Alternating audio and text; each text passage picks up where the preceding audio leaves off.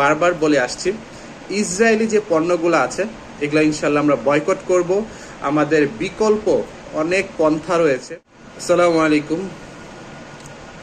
বর্তমান দেশের যে পরিস্থিতি, আমাদের ফিলিস্তিন খুবই ভয়াবহ একটা অবস্থার মধ্য দিয়ে পার করতেছে।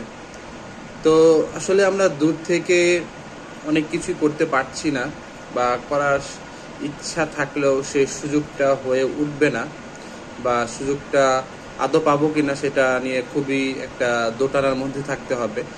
সো যেহেতু মুসলিম কান্ট্রি, আমরা সবাই মুসলমান, সো মুসলমান হিন্দু এখানে কোনো ভেদাভেদ নাই। বাট মানুষ, সবার ফার্স্টে হচ্ছে আমরা মানুষ। একটা মানুষকে বা একটা জাতিকে বা একটা দেশকে এইভাবে ধ্বংস করে দেওয়া হচ্ছে, এটা সবারই একটা খারাপ লাগার বিষয়। তাই হয়তো আমরা দূর থেকে কিছু করতে পারবো না, বাট রিসেন্ট দেখা যাচ্ছে আমাদের বাংলাদেশে এটা নিয়ে খুব আন্দোলন হচ্ছে। তো আন্দোলনটা হবে হচ্ছে শান্তিপূর্ণ একটা আন্দোলন, যে আমার দেশটাকে যাতে রক্ষা করা যায়। কিন্তু আমরা আন্দোলন করতে গিয়ে দেখা যাচ্ছে বিভিন্ন মানুষের দোকানপাট ভাঙচুর করা হচ্ছে, লুটপাট করা হচ্ছে। এইটা তো আসলে আন্দোলন বলা যায় না, এটা তো প্রতিবাদী আন্দোলন না। এমন হচ্ছে যে আন্দোলন করতে গিয়ে আমরা নিজেরাই নিজেদের দেশকে নষ্ট করছি, নিজেদের দেশের সম্পদ নষ্ট করছি। একটা জিনিস বলি, আমি অনেকগুলো ভিডিও দেখলাম, তারপর চেষ্টা করলাম যে দেখি কিছু বলা যায় কিনা। আমাদের সবচেয়ে পপুলার একটা ব্র্যান্ড বাটা, জুতোর যে শোরুমটা, এখানে দেখলাম যে অনেক মানুষ ভাঙচুর করে সেখান থেকে জিনিসপত্র লুটপাট করে যার যার মতো নিয়ে যাচ্ছে। কিন্তু আমার কাছে মনে হচ্ছে আপনারা এই যে ভাঙচুর করলেন বা লুটপাট করলেন, এইগুলা করার আগে কি একটু ভাবেননি কি লুটপাট করছেন, কোথা থেকে লুটপাট করছেন? বা এই যে তাদের কর্মস্থল, আপনার মতো আমার মতো সাধারণ মানুষই কিন্তু ওখানে কর্মজীবী অবস্থায় থাকে, তাই না? একজনের দ্বারা সংসার পরিচালিত হয়।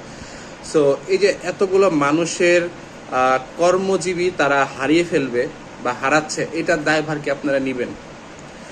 যখন আপনারা আন্দোলনে নামছেন বা ফিলিস্তিনের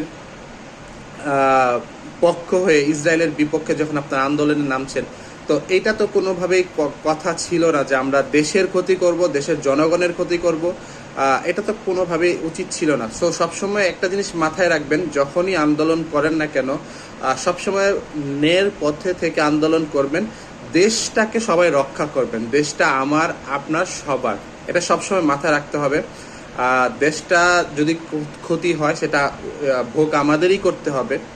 যেমন সাপোজ আমি একটা উদাহরণ দিই, সংসারে যদি কোনো ধরনের ক্ষতি হয়, সংসারে কোনো জিনিসের যদি কোনো ক্ষতি হয়, এটা কিন্তু আপনার উপরেই পড়বে, আমাদের উপরেই পড়বে। যার সংসারে ক্ষতি হবে সেই উপভোগটা সে নিজেই করবে।